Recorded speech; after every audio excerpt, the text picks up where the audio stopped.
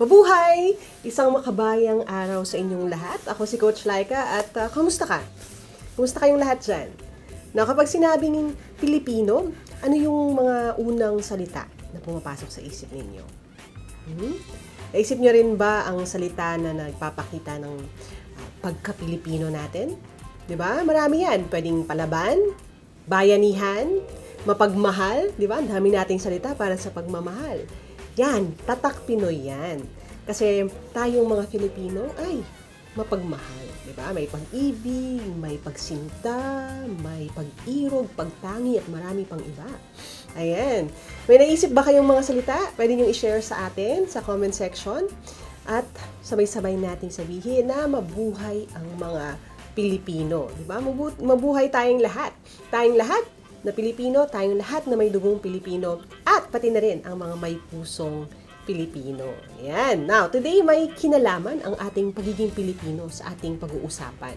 Ang pambansang awit at watawat bilang mga sagisag ng bansa. Kaya maganda na ang lahat.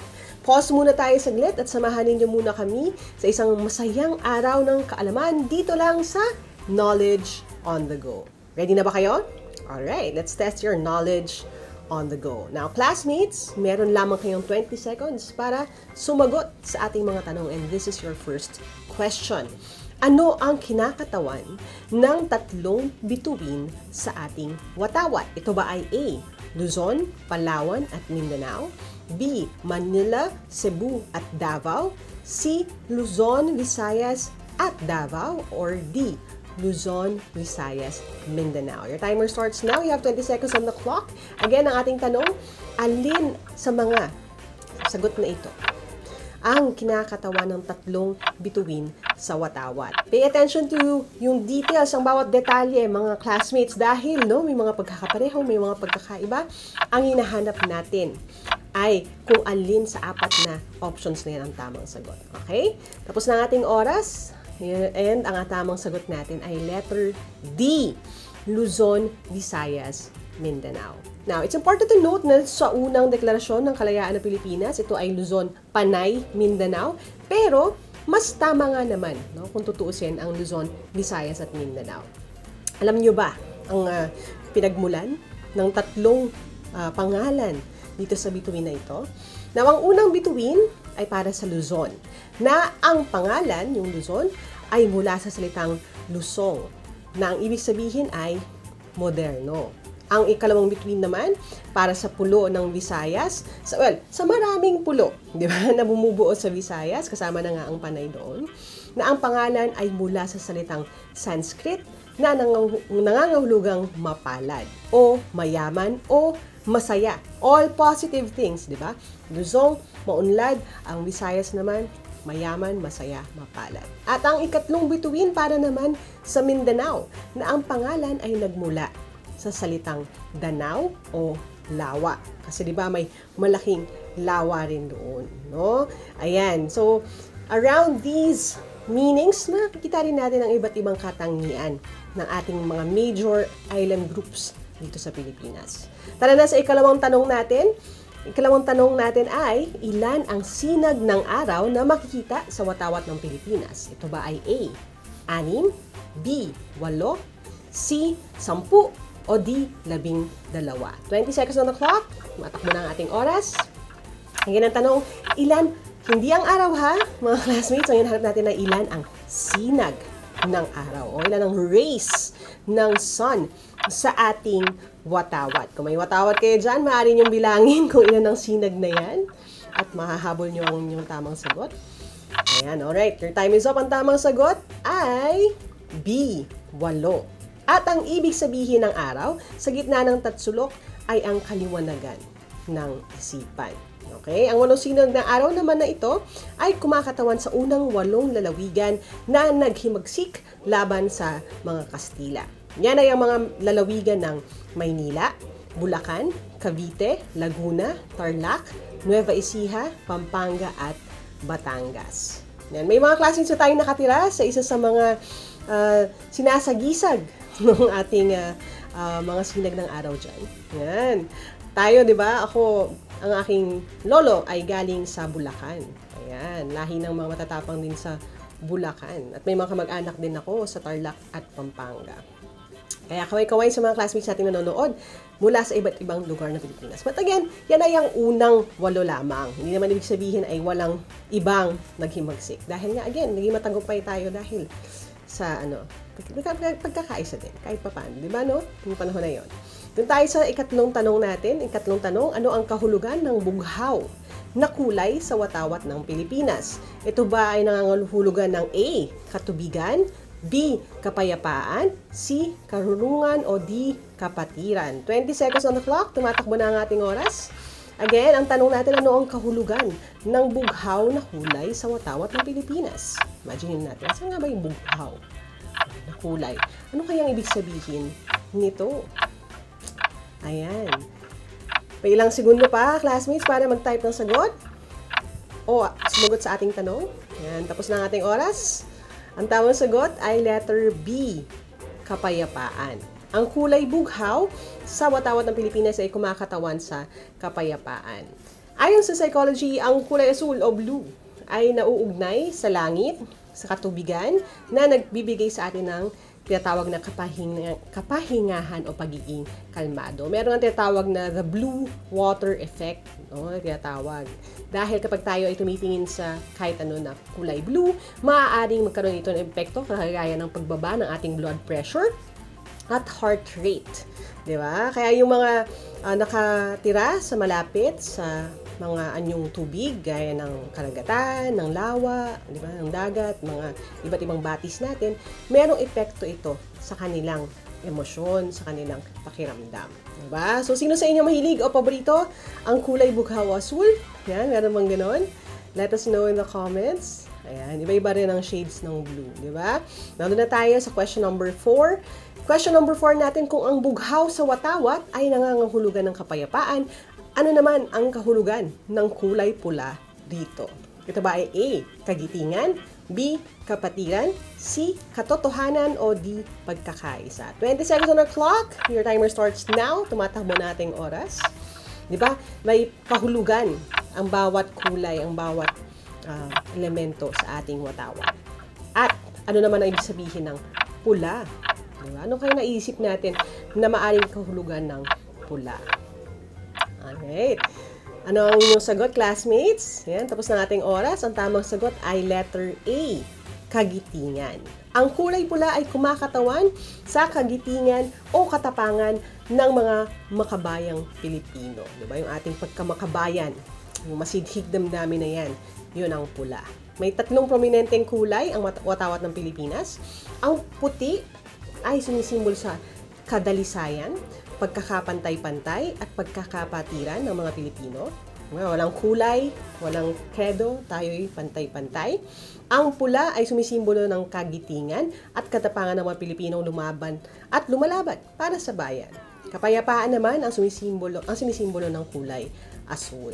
Now, alam nyo ba na may batas na pumoprotekta sa kasagraduhan ng ating watawat, ng pagiging sacred ng ating watawat?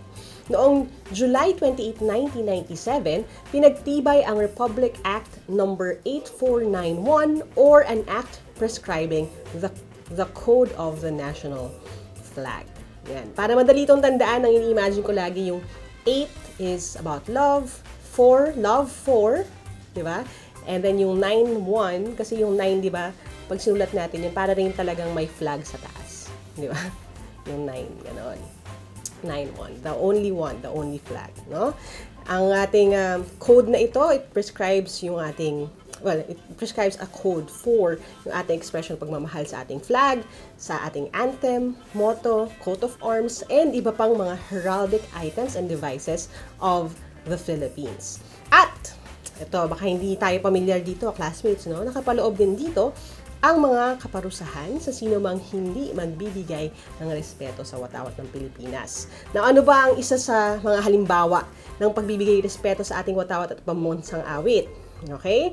Ito ay ang pagtigil sa anumang ating ginagawa at paglalagay ng ating kanang kamay sa dibdib kapag narinig nating pinatugtog ito at itinataas ang ating watawat. Yan. So, a bit of challenge mga classmates. Kapag online na ba ang klase, hindi na ba tayo tumatayo? Di ba?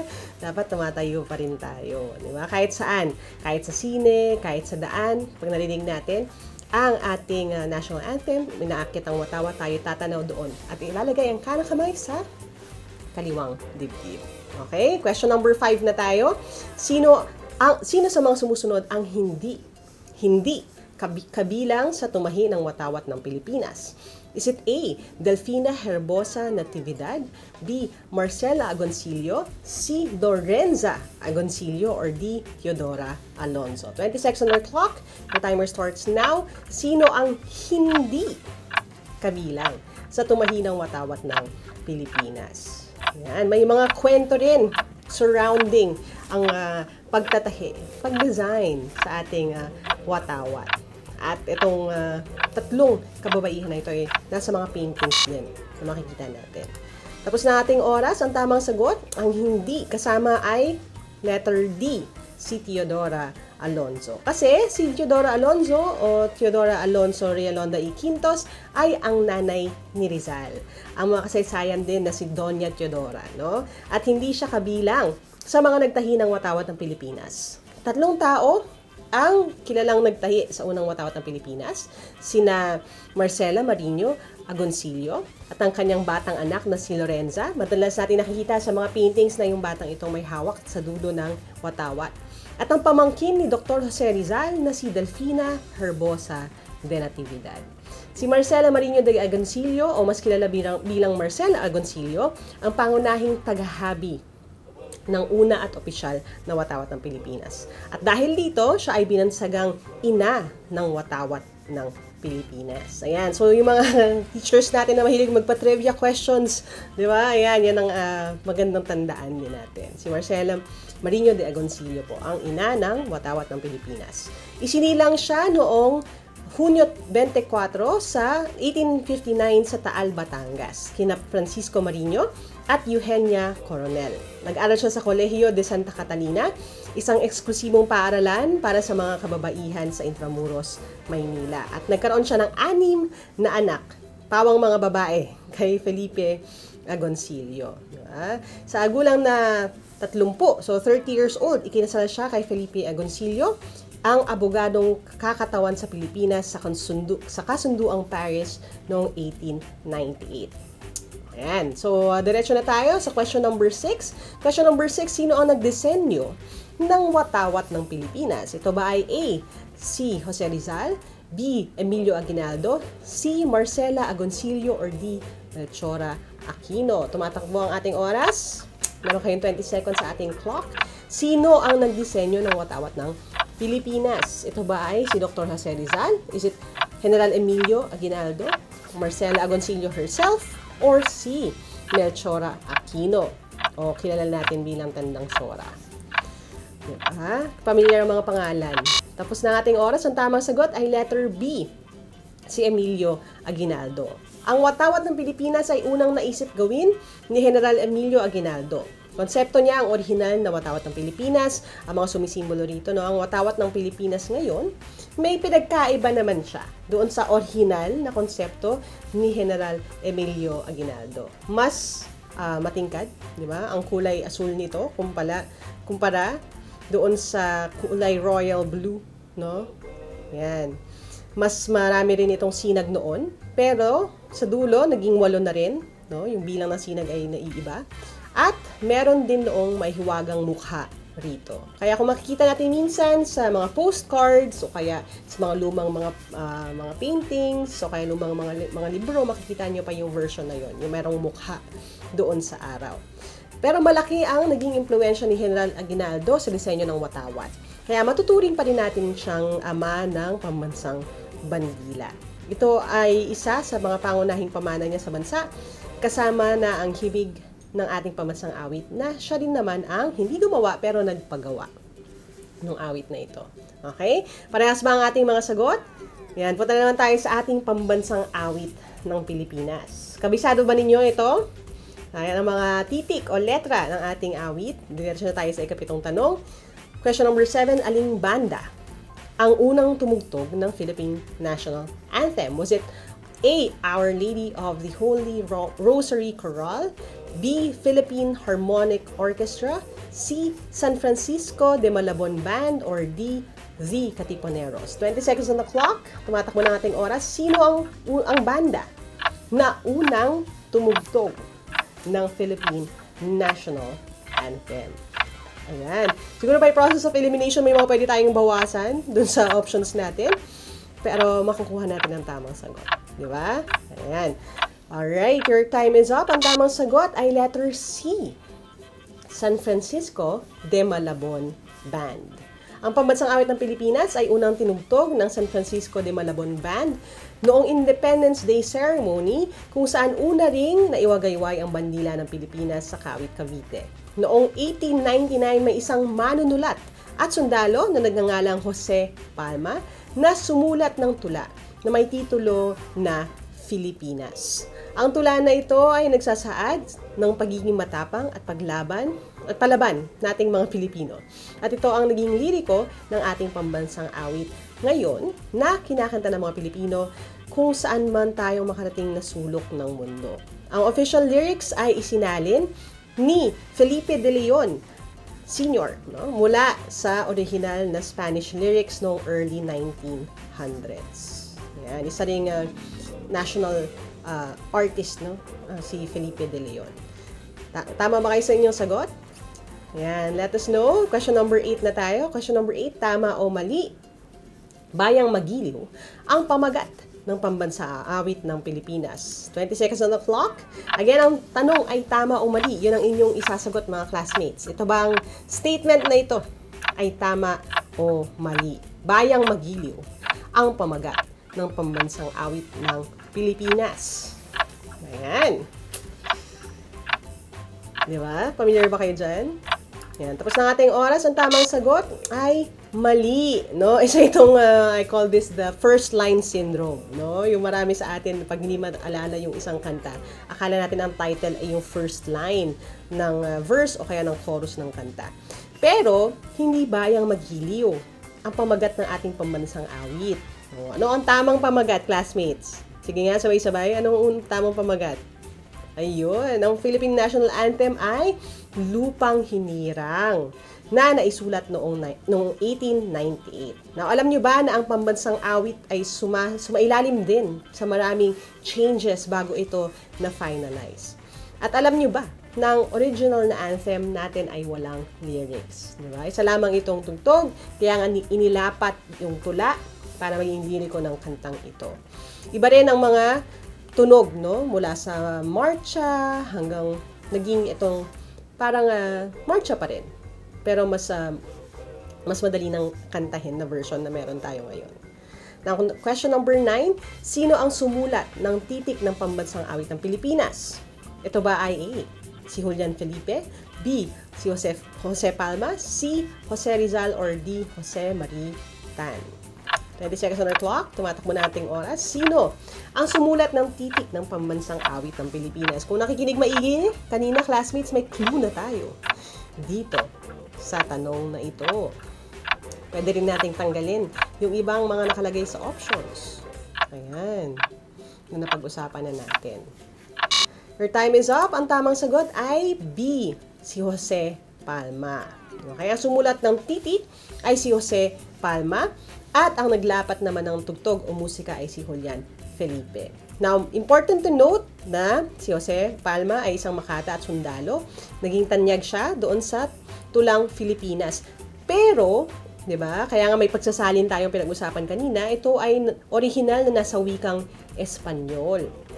Noong 1894 ay sumapi siya sa Katipunan at noong 1899 ay sumanib sa hukbo laban sa mga Amerikano na pinamumunuan ni Colonel Rosendo Simon, no? Nakasama siya sa mga labanan sa Angeles, Pampanga at Bambang, Tarlac sa ilalim ni Colonel Serviliano Aquino. At hindi pinayagan ng kanyang mahinang kalusugan ang paglahok sa iba pang labanan Kaya nanatili lamang siya sa mga kampo. Pero sumali siya sa La Independencia, ang pahayagang itinayo ni Antonio Luna, at sa pamamagitan ng pen, ng pagsulat, dito na ilathala ang tula niyang Pilipinas na siyang inilapat sa musika ng Marcha Nacional Filipina or Marcha Nacional Filipina ni Julian Felipe. Ayan. Very good. Nakikinig ang ating mga classmates. Tama sila doon. Dito na tayo sa last question natin. Question number 10. Kumpletuhin ang liriko ng Lupang Hinirang. Ang bituin at araw niya, kailan pa may di magdidilim, lupa ng araw, ng luwalhatit pagsinta, blank. Is it A, ang mamatay ng dahil sa'yo? B, aming ligaya na pag may mang-aapi? C, buhay ay langit sa piling mo? O D, at awit ng paglayang minamahal? Your timer starts now. Ayan. Ano ang kasunod dito sa ating liriko ng Lupang Hinirang? Natatandaan ko nung ako'y bata pa, nung papasok ako, di ba, nung grade school tayo, talagang naka-ingrain na sa atin yung Lupang Hinirang at Panatang Makabayan. Nagdi-drills pa kami sa bahay ng lyrics na ito. Ayan, tapos na ating oras. Ang tamang sagot ay letter C. Buhay ay langit sa piling mo. Diba? Ang sarap sabihin. Talagang damang-daman natin yun. Buhay ay langit sa piling mo. Yan. Ngayon, alam na natin ang kahulugan ng bawat kulay, di ba? Ng bituin, araw, sinag ng araw, ng ating matawad, itong mga iba't ibang bahagi niya. Pati na rin kung sino ang nagsulat, naglapat ng musika, at even ang nagsalin sa ating pambansang awit, no? Ayan, nakuha nyo ba ang score na inyong inaasahan? Meron bang mga naka-perfect dyan? Na kung hindi naman naka-perfect, okay na okay yan. Ang ibig sabihin yan ay may bago tayong natutuhan ngayon. At ang lagi nga natin sinasabi, ang importante sinubukan mo, hindi ba? Good job pa rin mga classmate, at sana ay marami pa rin kayong natutuhan ng mga additional trivia sa ating episode ngayon. Kung meron kayong request o suggested topics na i-cover natin sa susunod, don't forget na i-comment lang sa baba o kaya i-message ninyo ang ating Knowledge Channel Facebook account at maipipila natin yan, di ba? Na huwag din kalimutan na i-share ang video na ito para mas marami pang mag-enjoy at matuto. This is Coach Laika, and lagi ninyong tatandaan, learning never stops, kaya let us never stop learning. I'll see you next time dito lang sa paborito ninyong Knowledge on the Go. Mabuhay ang mga Pilipino at mabuhay ang Pilipinas. Bye!